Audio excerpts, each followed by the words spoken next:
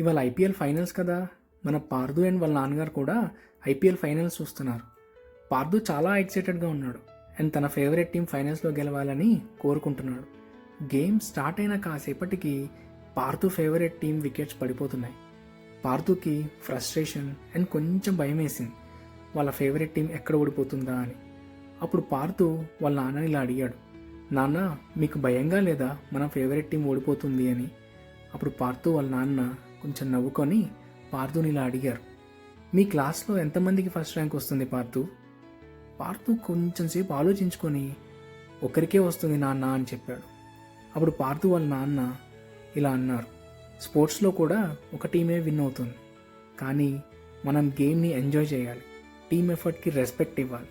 ఏ team గెలుస్తుందో ఆ విక్టరీని celebrate చేసుకోవాలి, ఓటమి నుండి ఏం నేర్చుకోవాలి అని ఆలోచించాలి. పార్దుకి వాళ్ళ నాన్న చెప్పిన మాటలు వెంటనే అర్థం కాకపోయినా కాసేపటికి అర్థం చేసుకొని మిగిలిన గేమ్ మొత్తం వాళ్ళ నాన్నతో ఎంజాయ్ చేస్తూ చూశాడు.